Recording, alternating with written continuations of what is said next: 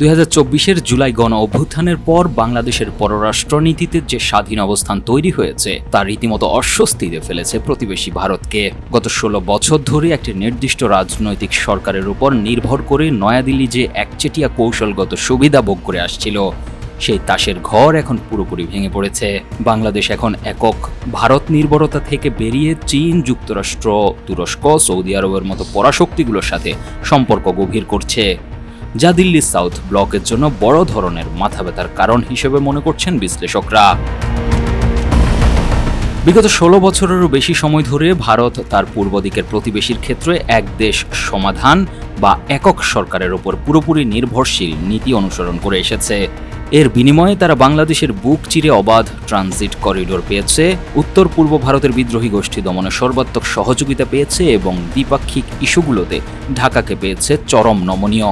বিশ্লেষকদের মতে এর প্রতিদান হিসেবে গণতান্ত্রিক অবক্ষয়, গুম, বিচার বহির্ভূত হত্যা ও কর্তৃত্ববাদী শাসনের পরও পশ্চিমা বিশ্বের চাপ থেকে একচেটিয়াভাবে আন্তর্জাতিক অঙ্গনে আড়াল করে রেখেছিল দিল্লি। কিন্তু বছরের পর বছর ধরে জমে থাকা পুঞ্জীভূত ক্ষোভ এখন বিস্ফোরিত হয়েছে। 1975 সাল থেকে চালু ফারাক্কা বাঁধের কারণে শুষ্ক মৌসুমে বাংলাদেশের কৃষি ও জীবনযাত্রার যে ক্ষতি হচ্ছে তার কোনো যৌক্তিক সমাধান হয়নি। নগদ নিয়ে এলো হার না মানা হার অফার।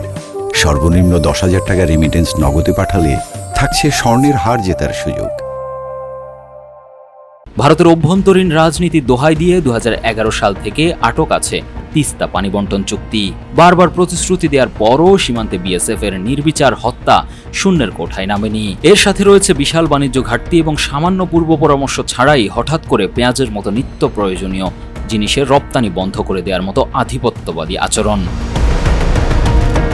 এর সাথে যুক্ত হয়েছে জুলাই অভ্যুত্থানের পর ভারতীয় গণমাধ্যমে চরম উস্কানিমূলক অপপ্রচার, সরকার পরিবর্তনকে ইসলামপন্থী দখল হিসেবে চিত্রিত করা, সংখ্যালঘুদের উপর হামলার অতিরঞ্জন এবং অখণ্ড ভারত তত্ত্বের আড়ালে বাংলাদেশের সার্বভৌম অস্তিত্বকে সূক্ষ্মভাবে অস্বীকার করার যে মনস্তত্ত্ব তা এদেশের মানুষকে প্রবলভাবে ক্ষুব্ধ করেছে বলে মত দিচ্ছেন বিশ্লেষকরা। আর এই প্রেক্ষাপটেই বাংলাদেশ এখন তার কূটনৈতিক সম্পর্ক বহুমুখী করেছে। বর্তমান সরকার ক্ষমতায় আসার পর চীনের সাথে গভীরতর সম্পর্ক হচ্ছে, একই সাথে তিস্তা মহাপরিকল্পনায় বেইজিংয়ের প্রস্তাবিত অর্থায়ন, ভারতের সবচেয়ে বড় কৌশলগত দুর্বলতা শিলিগুড়ি করিডোরের পার্শ্ব দেশে অনুপ্রবেশ হিসেবে দেখছে দিল্লি। অন্যদিকে যুক্তরাষ্ট্রের সাথে নতুন করে সরাসরি সম্পৃক্ততা প্রমাণ করছে যে এই অঞ্চলে আমেরিকার স্বার্থ রক্ষায় ভারত আর একমাত্র মধ্যস্থতাকারী নয়। তুরস্কের সাথে ড্রোন প্রযুক্তি সহ সম্প্রসারণশীল প্রতিরক্ষা সহযোগিতা ভারতের একচেটিয়া প্রভাব বলয়ে বড় ধাক্কা বলে দেখা হচ্ছে। একই সাথে বাংলাদেশ সম্প্রতি সৌদি আরবের সাথেও সামরিক সহযোগিতা এগিয়ে নিচ্ছে। বিশ্লেষকরা বলছেন, একাধিক শক্তির সাথে বাংলাদেশের এই সম্পৃক্ততাকে শুধু ভারত বিরোধী দৃষ্টিকোণ থেকে দেখার সুযোগ নেই।